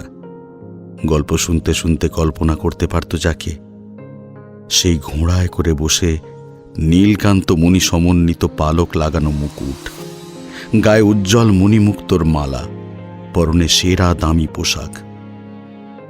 এইভাবেই হয়তো দিব্যাও রোজ রাতে স্বপ্ন দেখত, কিন্তু হতে পারেনি দিব্যাও তার। কেউ ওকে হতে দেয়নি। টাকার হিসেব করে নিজের বাবা মাই ওকে নরকে ঠেলে দিয়েছে। শুধুমাত্র মেয়ে হয়েছে বলেই দিব্যাকে এখানে আসতে হয়েছিল। মিনু আর থাকে না সেখানে। চোখের কোণে লেগে থাকা জলগুলো ডান হাতের চেটো দিয়ে মুছে নিয়ে বেরিয়ে যেতে থাকে নিঃশব্দে। পেয়ারি বসে পড়ল বিছানায়। কত রকম যে জীবন হতে পারে ও জানতেই পারত না, যদি না এখানে আসতে পারত। তবে মনে মনে দৃঢ় প্রতিজ্ঞা করতে থাকে, আমি আর কোনো মেয়েকে দিব্যার মতন কষ্ট পেতে দেব না। আমি মুক্তির পথ খুঁজে বের করবই, এই নরকের দাবানল হতে বের করবই দিব্যার মতো অসহায় মেয়েদের। আমার জীবন গেলে যাক, আমি কিছুতেই থামব না, কিছুতেই না। ওর জীবনের গল্পটাও যে একেবারে অন্যরকম, সেই রাতটা ভাবলে আজও ওর গায়ে কাঁটা দিয়ে ওঠে। এতটা কেউ বাজে হতে পারে, এটা ওর কল্পনাতেও আসেনি। নিউজ পেপার বা দূরদর্শনে কত কিছু দেখত ধর্ষকদের সম্পর্কে, দেখে শিউরে উঠত। ভাবত এগুলো বোধহয় ওদের শহরে নেই, কিন্তু সেই রাতটা না এলে জানতেই পারত না যে আনাচে কানাচে কত হিংস্র জন্তু ঘুরে বেড়ায় নারী মাংস খাবলা মেরে খাবে বলে। সেই দিন রকির দলবলের হাত থেকে বাঁচতে কত কাকুতি মিনতি করেছিল ভূমি, সেই হারিয়ে যাওয়া ভূমি। কত পায়ে ধরেছিল সবার, কেউ শোনেনি, কেউ শোনেনি ওর চিৎকার। টেনে ছিঁড়ে দিয়েছিল ওর গায়ের পোশাক। সেই দেহটাকে নগ্ন করতে একটুও সময় লাগেনি এতগুলো ছেলের। আর তখনও খুঁটিতে বাঁধা ওর বাবা দেখছিল নিজের মেয়ের আত্মচিৎকার, চোখ বুজে চিৎকার করছিল, আমি সব করতে রাজি, আমি সব করতে রাজি, প্লিজ প্লিজ ওকে ছেড়ে দাও, প্লিজ ওকে ছেড়ে দাও। কিন্তু ততক্ষণে জন্তু জানোয়ার যে পেয়ে গিয়েছিল নরম গায়ের উষ্ণ আঁচ। তখন কি আর ছাড়তে পারে ভূমিকে? কিছুতেই কেউ কারোর কথা শোনেনি। পেয়ারিদি খেতে যাবে না? বছর 17 নয়নিকা এসে দরজায় টোকা দেয় ওর। নয়নিকাও ওদের মতোই একজন, কিন্তু বেশি বাইরে বেরোয় না, অন্ধকার ঘরে বাকি সময়টা কাটিয়ে দেয়। নয়ন, মিনু গেছে রে? না দিদি, ও এখনো যায়নি, ঘুমিয়ে পড়েছে দেখলাম। পেয়ারি বুঝতে পারল মিনু কিন্তু ঘুমায়নি, কাঁদছে বালিশটাকে আঁকড়ে ধরে। কাঁদুক, মেয়েটা একটু কাঁদুক, কাঁদা উচিত ওর। মনের সব কষ্ট তবে বেরিয়ে যেতে পারে ধীরে ধীরে। যাবে পেয়ারিদি? সবাই চলে গেছে। তুই যা নয়ন, আমি খেয়ে এসেছি বাইরে থেকে, ঘুম পাচ্ছে বড়। তুই খেয়ে নে যা। আর শোন, ম্যাম কিছু বললে বলিস, আমি খেয়ে এসেছি, কেমন? নয়নিকা যে কিছু বুঝতে পারেনি তা নয়, এমন কত রাত দিন ওদের না খেয়ে চলে যায়। নিজেকে কষ্ট দিয়ে ওরা সবাই সুখ পায়, সেই কষ্টগুলো রাতের কষ্টগুলোর থেকেও অনেক গুণে কম। দরজাটা ভেজিয়ে দিয়ে বেরিয়ে যায় নয়নিকা। যাবার আগে আরেকবার মিনুর ঘরের দিকে কান পেতে শুনতে চেষ্টা করে কিছু। অন্ধকার ঘর হতে ফুঁপানোর শব্দ আসছে।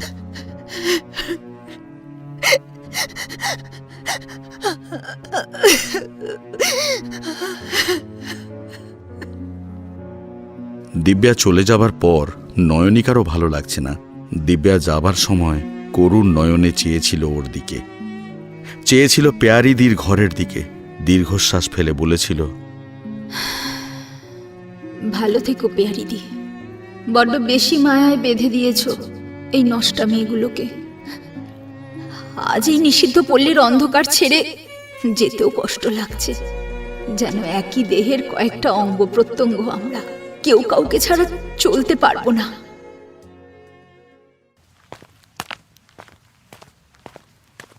নয়নিকা গিয়ে খাবার জায়গায় যায়। সবাই ততক্ষণে থালায় ভাত, ডাল, পকোড়া, মাছের ঝোল নিয়ে রান্নাঘরের সামনে সাজানো টেবিলে খেতে বসেছে। কেউ শাড়ি পরেছে কোনো মতে, তো ক্রু শুধু সায়া আর ব্লাউজ পরেই খেতে গিয়েছে। ফুলঝুরি রাঁধুনির সামনে গিয়ে রান্না দেখছিল আর পকোড়া হাতে চিবাচ্ছিল। রমেশ হাতে মাছের ভাজা নিয়ে খাচ্ছিল। ও দাঁত দিয়ে কাঁটাগুলো ধরে হাতে নিয়ে টেবিলের এক কোণে রেখে জমা করছিল। ওকে দেখেই ফুলঝুরি বলল, কিরে, তোদের নবাবের বেটি কি করছে? এখনো এলো না যে? খাবে না ও, আর মিনু শুয়ে পড়েছে। এই রেন্ডিগুলো না কোনোদিনও পরিবর্তন হবার নয়, আরো শাস্তি দিলে টের পেত ভালো করে। হয়তো পেয়ারি খেয়ে এসেছে, কিন্তু মিনুর কি হলো রে? নয়নিকা একটা ফাঁকা টেবিলে গিয়ে একা বসল। খেতে থাকে নয়নিকা। আর কিছু বলার ইচ্ছে হলো না ওর। আর এদের কিছু বলেই বা কি লাভ? এরা যদি বুঝতো তবে তো। তাই এদের বলেই বা কি লাভ যে কেন ওরা খাচ্ছে না? আর খেতে পারে না বেশি নয়নিকা। তাড়াতাড়ি হাত ধুয়ে উঠে যায় ওদের সামনে দিয়েই। সেদিন আর কারোরই দেখা হয় না। সেভাবেই নিজেদের ঘরে নিজেরা জেগে এপাশ ওপাশ করে কাটিয়ে দেয়। কেউ আর কারোর সামনে যেতে পারে না। তবে তিনজনেই অন্ধকারে বসেছিল জানলার পাশে আর তাকিয়েছিল এই তারায় ভরা আকাশের দিকে। সত্যি সত্যি যদি সেখানে গিয়ে মুক্তি পেতে পারত, কি জানি ওদের জীবনে কোনোদিনও মুক্তি হবে কিনা।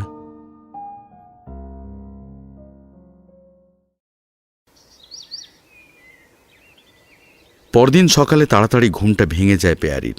ঘাড়ের কাছে আর পায়ের হাঁটুর নিচের দিকটায় কেমন যেন কটমট করে ওঠে।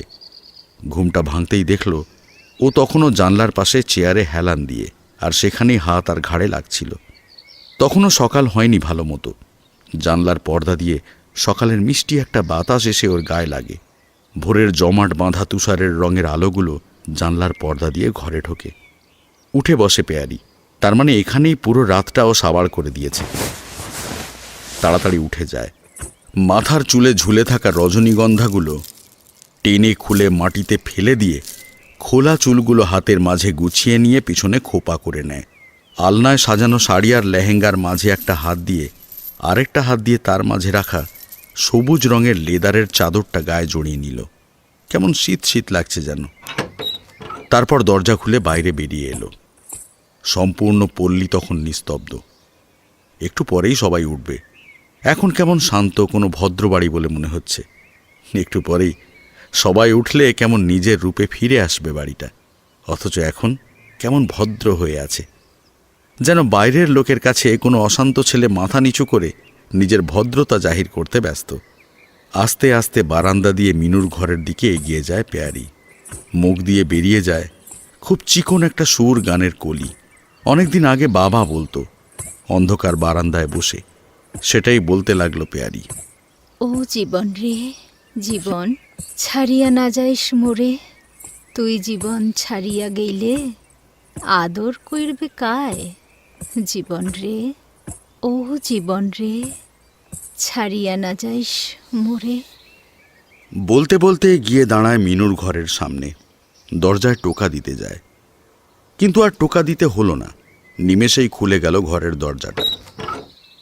মেয়েটা দরজা লাগিয়ে শোয়নি, হয়তো ভুলেই গেছে, আর নয়তোবা উঠে পড়েছে। প্রশ্নগুলো সরিয়ে রেখে পেয়ারি ঘরে ঢোকে। ভোরের আলোটা তখন বেশ দরজা আর জানলার ফাঁক দিয়ে ঘরে ঢুকেছে। লাইট অফ থাকলেও ভোরের আলোয় ঘরে সবই প্রায় স্বল্প দৃশ্যমান। গিয়ে দেখল চেয়ারে বসে মিনু টেবিলে মাথা দিয়ে বেশ ঘুমিয়ে আছে। কাছে গিয়ে দেখল হাতের কাছে একটা ড্রয়িং, ওর ডান হাতটা তার ওপর লেপ্টে আছে। হাতটা সরিয়ে দিয়ে মিনু খাতার পেজটা হাতে নিল, নিয়ে ঘরের আলোটা অন করে দিয়ে দেখতে লাগলো ছবিটা পেয়ারি। একটা সূর্য, আর তার সামনে 5-6টা মেয়ে হাত উঁচু করে আকাশের দিকে মাথা করে দাঁড়িয়ে, মাথার ওপর উড়ে চলেছে পাখির দলেরা। ছবিটা দেখে মুখে একটু হাসি খেলে যায় পেয়ারির।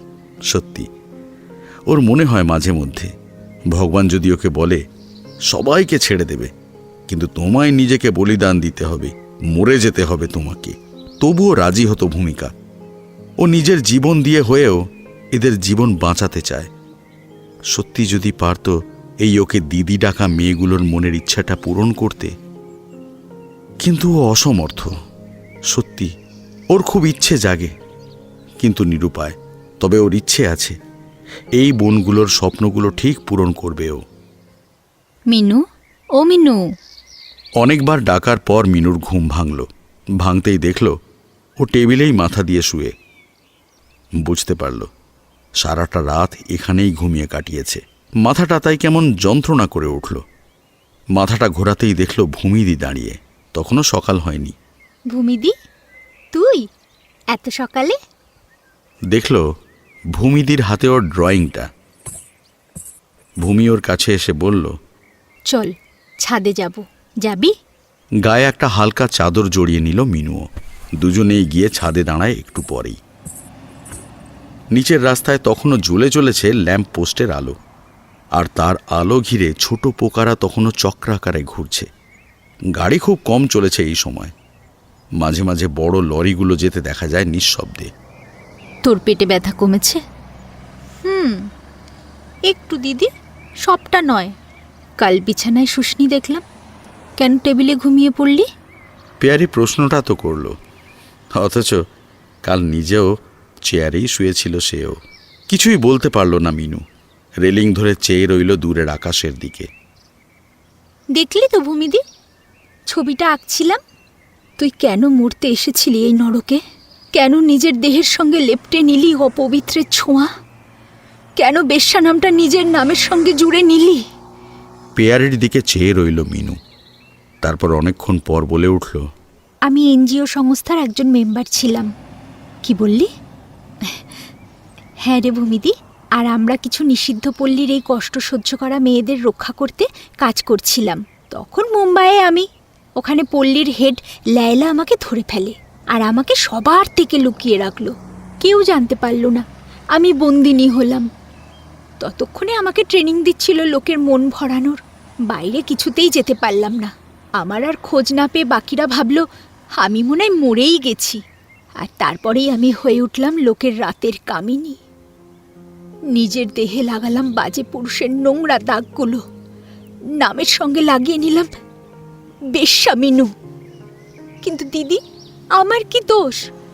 সবটাই তো পরিস্থিতি আমাকে হতে বাধ্য করলো। আর তোর বাড়ির লোক মিনু, তারা খুঁজলো না? বাবা মা মরে যায় অ্যাক্সিডেন্টে, আর আমাদের অনেক সম্পত্তি ছিল। ভাবলাম সেগুলো কোনো ভালো কাজে লাগাতে পারি। কারণ বাবা আর মা ভীষণ লোককে দান ধ্যান করত। তাই আমিও ভাবলাম ওদের আত্মা শান্তি পাবে, তাই এনজিওতে দিলাম। আর আমিও তাদের হয়ে কাজ করতে লাগলাম। কিন্তু সেটাও যে আমার জীবনে এমন কিছু করে ফেলবে আমি তো বুঝতেই পারলাম না। ছাড়া পেলে কি করবি?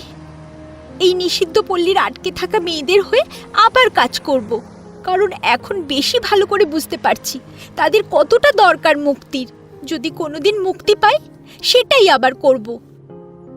অবাক লাগলো ভূমির। নিজেই এখনো বন্দিনী মিনু, অথচ ওর মতো মেয়েদের মুক্তির কথা ভাবছেও, যেখানে নিজেরই মুক্তি কোনোদিনও হবে কিনা সে জানে না। সত্যি কত অদ্ভুত লাগে ভাবতেই ভূমির। ভোরের পাখি ততক্ষণে দূরে সুর করে ডাকতে লাগলো। ভোরের আলো ফুটতে লাগলো ভালো করে। দূরের আকাশে হালকা হলুদ আর সোনালি বর্ণ ফুটে উঠতে লাগলো। আর অপরদিকে পশ্চিম আকাশে চাঁদটা একদম শেষ কিনারে গিয়ে ঠেকেছে ডুবে যাওয়ার জন্য। মিনু আবার বলতে লাগলো, আমি তখনই ভেবেছিলাম যে কোনো উপায় এই সেই বন্দি মেয়েগুলোকে রক্ষা করব আর ওদের আমার বাড়িতে রাখবো। আমার বাড়ি তো এমনিই পড়ে থাকে, সেখানেই না হয় ওদের থাকবার ব্যবস্থা করব। ওদের হাতের কাজ শিখিয়ে দেব, যাতে ওদের বাইরের জগতে বেরিয়ে আবার না লোকের কাছে অপমানিত হতে হয় ইনকাম করার জন্য। তোর তো দারুণ মন আর মানসিকতা রে। এভাবে কজন ভাবে বলতো? আমিও যদি হতাম তখন দুজনেই এগুলো ভালো করে করতে পেতাম বল। আমারও তো খুব ইচ্ছে ছিল জানিস, সমাজসেবা করার জন্য, যেমনটা আমার বাবাও ছিল। যাকে তারপর কি হলো বল? তবে কেন জানি না মনে হতো আমাদের হেড রুদ্র স্যারের ভীষণ লোভ ছিল সম্পত্তির ওপর। ওনার বয়স তখন ওই 30 মতো হবে, অবিবাহিত পুরুষ। দেখতে শুনতে বেশ ভালোই ছিল, তবে আমি ওনার প্রপোজাল নারাজ করে দিয়েছিলাম। ইচ্ছে ছিল আগে সমাজের জন্য কিছু করব, তারপর যদি কাউকে আমার মনের মতো পাইতো। কিন্তু উনি তাগাদা দিতেন সব সময়। মিনু, তোমার মতো একজনের গার্জিয়ান কিন্তু খুব দরকার। আরে তোমাদের এত কিছু আছে, তোমাদের আত্মীয় স্বজন যদি সেগুলো অধিকার করার জন্য কিছু করেন তখন কি করবে বলো তো? আমি তবুও রাজি হইনি। উনি কিছু বলেননি যদিও, তবে বুঝতে পারতাম ওনার আফসোসের কারণটা। তারপর এখানে উনি আমাকে নিয়ে এলেন, আমার সঙ্গে আর কাউকে দিলেন না। বললেন, মিনুর সাহস আছে, ও একা পারবে, আর সঙ্গে তো আমি আছি। কথা হলো দুজনে মিলে ঢুকবো। কিন্তু এখানে এসে গেট পেরোনোর পর আমি স্যার বলে পিছনে তাকিয়ে অবাক হলাম। স্যার আর নেই। ততক্ষণে আমায় ধরে ফেলেছিল ফুলছড়ি আর রমেশ। ফুলছড়ি চুলের মুঠি ধরে টানতে টানতে নিয়ে আসছিল আর বলছিল, oh my dear, nice to meet you. আমি ছাপটাতে লাগলাম, স্যার স্যার বলে চিৎকার করছিলাম, কিন্তু কাউকে পেলাম না। রমেশ আমাকে মেঝেতে ফেলে দিল। कैसा लगा हमारा बंगलो? हाँ? अरे जस्ट मैं और तुम रहूंगा यहाँ पर। আমি উঠে পড়লাম, ঠাস করে ওর গালে একটা থাপ্পড় দিলাম। সালে, কাউকে কিছু বলার আগে তার সম্বন্ধে জেনে নিস বলেই ওর কোমরে একটা লাথি মেরে দিলাম। ছিটকে গেল রমেশ দূরে। আর আই কার্ডটা দেখালাম ফুলছড়ির দিকে। শালি, দেখ আমি কে। পুলিশ না ছেকে ধরবে তোদের আমাকে আটকে রাখলে। একদম সামলে কাজ করবি। কিন্তু হাসতে লাগলো ফুলছড়ি। সঙ্গে তখন অনেকগুলো মেয়ে দাঁড়িয়ে সেখানে। ফুলছড়ি হাসতে হাসতে বলতে লাগলো, এখানে আবার এনজিও? তোর সম্বন্ধে আগেই জেনেছি, আর তোর জন্যই অপেক্ষা করছিলাম। রমেশ, ধর ওই ডানাওয়ালা পাখিকে, ছেটে দে ওর ডানা। সালিকে বুঝিয়ে দে এখানে কি কাজ ওর। আমার ব্যাগে চাকু ছিল। আমি তাড়াতাড়ি সেখানে হাত দিলাম। তারপর ওদের সামনে ধরে বলতে লাগলাম, কেউ এগোলে না আমি কিন্তু একেবারে গলাটাকে নামিয়ে দেব। কিন্তু ততক্ষণে আমার গলার পিছন থেকে ধরেছে ফুলছড়ি। তারপর হাত থেকে চাকুটা নিয়ে রমেশের হাতে দিল। এটা দিয়েই সালির ডানাটা কাট। রমেশ ধরে ফেললো আমাকে ফেলে দিল সজোরে মেঝেতে। মাথার পিছনে ভীষণ রকম লাগলো। কোকিয়ে উঠলাম আমি, প্লিজ প্লিজ আমাকে ছেড়ে দাও প্লিজ। কিন্তু কেউ শুনলো না। দারোয়ান এসে ধরলো হাত পা। আর রমেশ আমার চাকুটা দিয়েই কাটতে লাগলো আমার পরনের জিন্স আর টপ। আর চাকুটা চালানোর সময় আমার গায়েও লাগছিল। আহ আহ, লাগছে করে উঠলাম।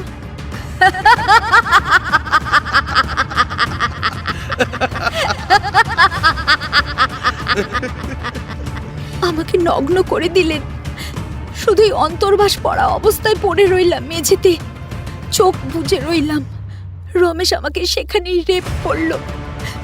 খুব যন্ত্রণা দিতে লাগলো। সেই যন্ত্রণাগুলো আজও ভুলিনি রে দিদি। ব্যথায় আমি আমি ব্যথায় কুপিয়ে উঠলাম।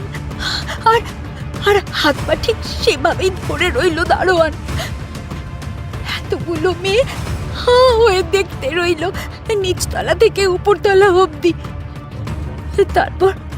তারপর আমি অজ্ঞান হয়ে গিয়েছি। আর জ্ঞান ফেরার পর আমি এই নতুন ঘরে দরজা বন্ধ অবস্থায় রেখে দিল সেই গোটা দিনটা।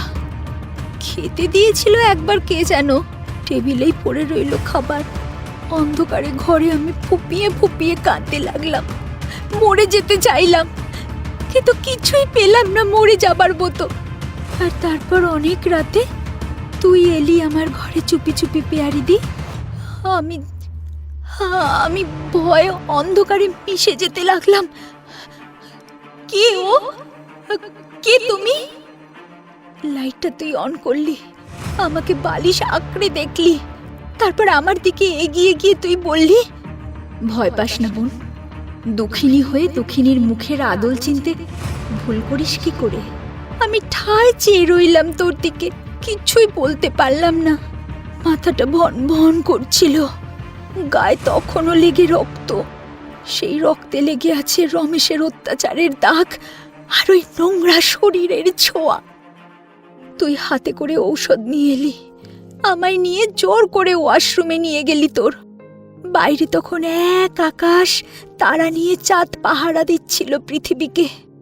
ঘুমিয়ে গেছে পুরো জগৎ সংসার, শুধু দুটো পাখি হয়তো জেগেছিল বিরহের সুর তুলে।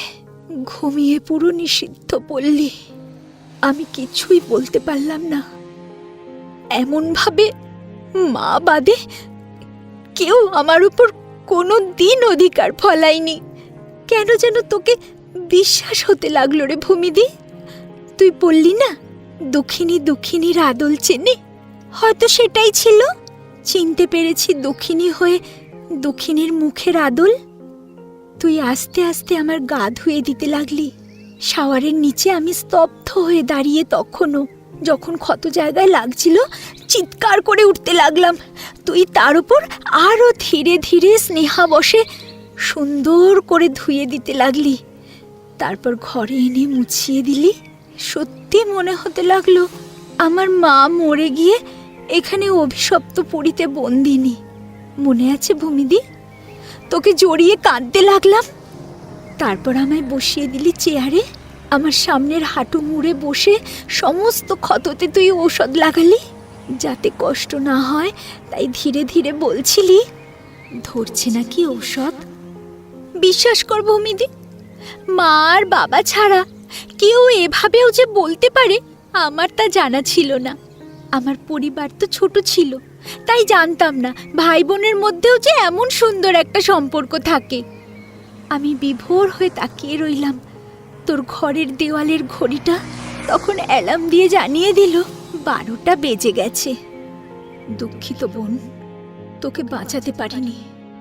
তবে বিশ্বাস কর, যখন মেঝেতে তুই হাঁপাচ্ছিলি ওই জানোয়ারটার নিচে, তখন ইচ্ছে হয়েছিল ওর রক্তে তোর শান্তি স্নান করাতে। খুন করে দিতে ইচ্ছা হয়েছিল জানিস, কিন্তু আমার কোনো উপায় ছিল না রে। তাই ঘরে এসে বসেছিলাম। তোর কান্না সইতে পারছিলাম না। তোর কান্না যাতে কানে না আসে তাই কানে হাত চাপা দিয়ে বসে রইলাম। আজ সারা দিন ভেবেছি কখন তোর কাছে যাব, কিন্তু নিষেধ ছিল ফুলঝুরির। তাই সবাই ঘুমিয়ে গেলে তারপর এলাম তোর কাছে। ক্ষমা করে দিস বোন। তোর চোখ বেয়ে জল পড়তে লাগলো, তাও আবার অচেনা অজানা একটা মেয়ের জন্য। পরিয়ে দিলি তোর শাড়ি। তারপর তারপর ভাত মেখে আমার মুখের কাছে, নে খা না বোন খা। আমি খেলাম না, বলে উঠলাম, আমাকে বিষ এনে দিতে পারিস দিদি? দে না, না হলে বল কি করে মরা যায়। আচ্ছা তোর একটা শাড়ি দিবি, প্যারির সঙ্গে ঝুলে মরবো রে। আমি এখানে কি করে থাকবো, কি করে থাকবো? তুই আলতো হাসলি। আমি কি করে আছি রে? যদি হেরে যাই তবে কি হবে বোন? অন্ধকারে থেকেও আলোর সন্ধান পথ খোঁজা যায়। আমাদের ধ্বংস করতে হবে এদের। অবাক হোস কেন? পারবি না? তুই তো এনজিও, তবে এত কম সাহস কেন?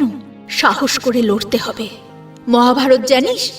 দ্রৌপদী ততদিন অবধি চুল বাঁধেনি যতদিন তার অপরাধীর রক্তে তার মাথার চুল ভেজায়নি। সেটা পারিনি বল? তবে আমরা কেন পারবো না? অন্ধকারে থেকেও অন্ধকারের সঙ্গে লড়াই করা যায়। তারপর তোর কাছ থেকে অনেক কিছু জানলাম আর শুনলাম, অনুপ্রাণিত হলাম। ভূমিদি, এখানে যে তোর মতো কেউ থাকবে যে আমাকে বুঝবে, এটা কোনোদিন কল্পনাও করতে পারিনি। অন্ধকার জীবনেও যে সম্পর্ক গড়া যায় সেটা বুঝতে পারিনি রে। তারপর রোজ ভেবেছি যে আমার টিম ঠিক আমাকে খুঁজে বের করবেই, ওরা ঠিক আমাকে বের করবেই যেখানেই থাকি না কেন।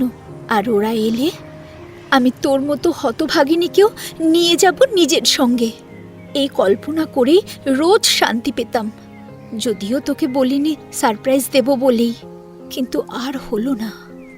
হবে কি করে? ওরা হয়তো জানেই না আমি এখানে আটকে গেছি, কিন্তু স্যার তো জানতেন।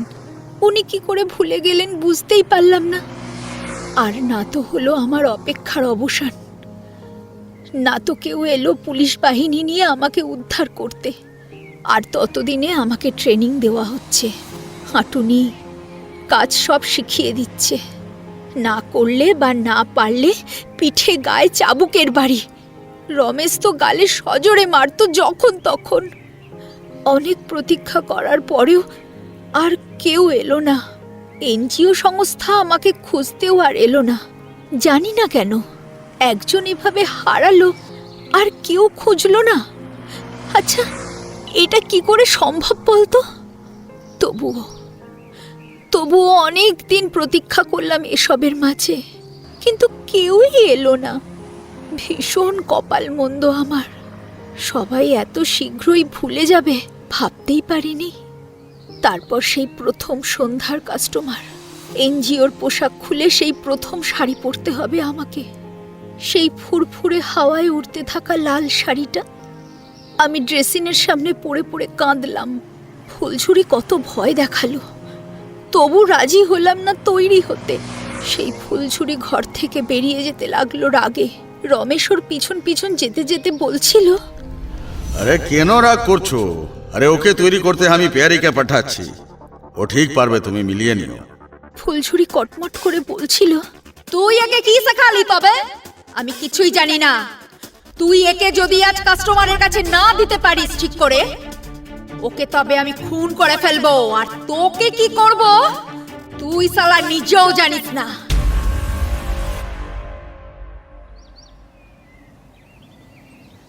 বসে রইলাম সেভাবে। কাঁদছিলাম খুব, কিন্তু আঁকড়ে ধরার মতো কিছুই পেলাম না। পেলাম একটু পর একটা হাত, যেটা তোর হাত ভূমিদি। অনেকক্ষণ তোর কথাগুলো শুনতে লাগলাম। তুই যে পালানোর পথ খুঁজছিস, তারপর পালিয়ে সবাই মিলে একটা নির্মল জায়গায় গিয়ে থাকবো, যেখানে কেউ আমাদের টাকা দিয়ে মাপবে না, যেখানে কেউ আমাদের তাদের অধীনে রাখবে না।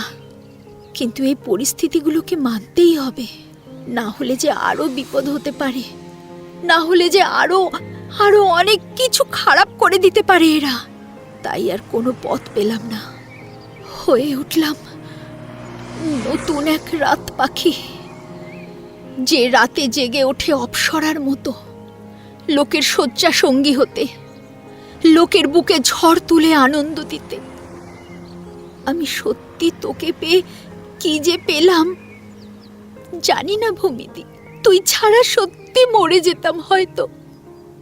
আচ্ছা মুক্ত হতে পারবো তো আমরা? পারবো রে। এরপর আরও কিছুক্ষণ দাঁড়িয়ে রইল ছাদের রেলিং ধরে। সকাল হবার একটু আগে ভূমি মিনুর হাত ধরে টেনে বলল, চল নিচে, আর একটু ভালো করে ঘুমিয়ে নে বিছানায়, চল। ঘরে যায় দুজনেই। মিনুর ঘরটা আগে, সিঁড়ি দিয়ে। ও ঘরে ঢুকে দরজার কাছেই দাঁড়িয়ে রইল পাল্লা ধরে, যতক্ষণ না ভূমি নিজের ঘরে যায়। তারপর ভূমি দরজায় গিয়ে ওকে হাত নাড়াতেই ও ঘরে ঢোকে। মিনুর চোখ বোজা থাকলেও খুব তাড়াতাড়ি ঘুম এলো না। ভাবতে লাগলো অতীত আর ওর সেই চিৎকার, কানের সামনে বাজে যেগুলো আজও।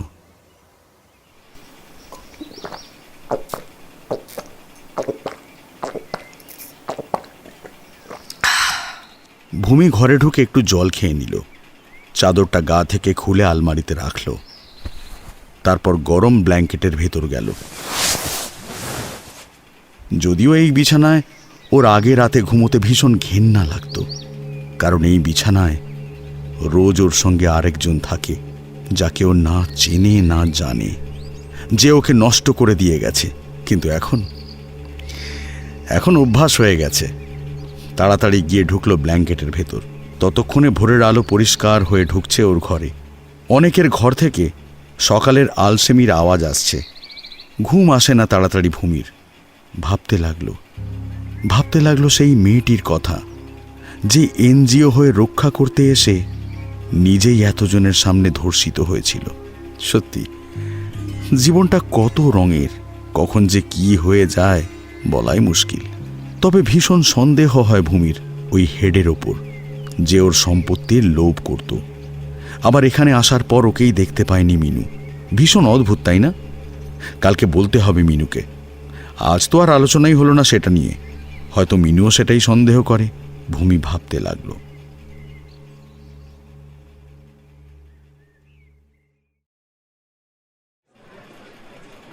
কদিন পর সন্ধ্যায় পেয়ারি সেজেগুজে বসেছিল। ক্রমশ মনটা আপনা থেকেই কেমন যেন করতে লাগলো। এর মানেটা ও জানে না।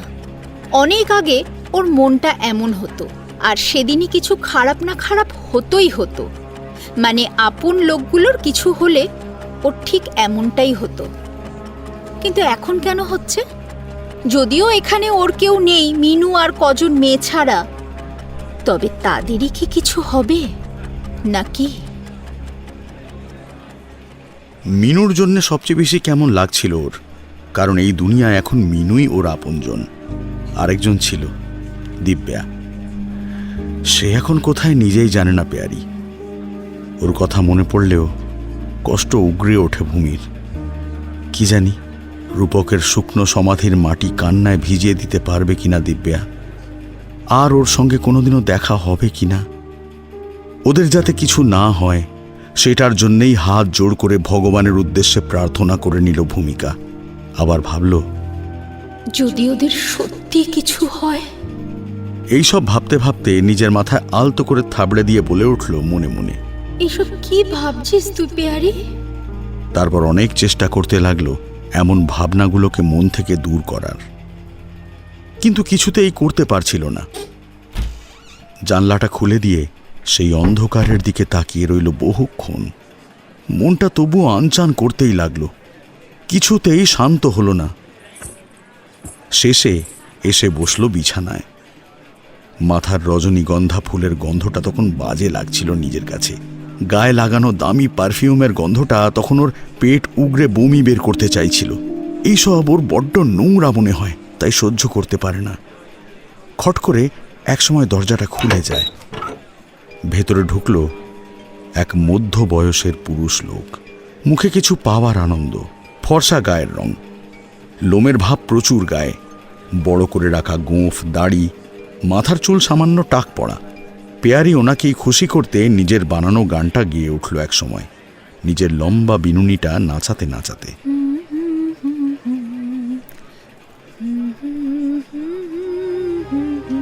লোকটিও তাড়াতাড়ি পেয়ারিকে পিছন থেকে জড়িয়ে নিল।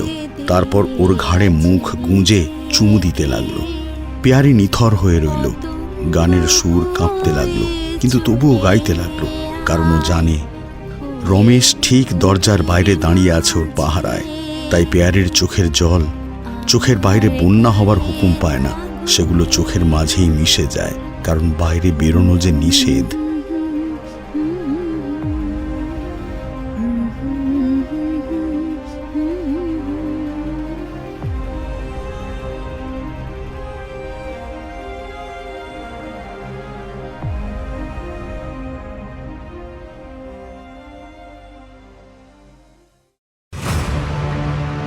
পরবর্তী পর্ব শোনার জন্য অবশ্যই আমাদের চ্যানেলটা সাবস্ক্রাইব করুন এবং বেল আইকনটা প্রেস করুন।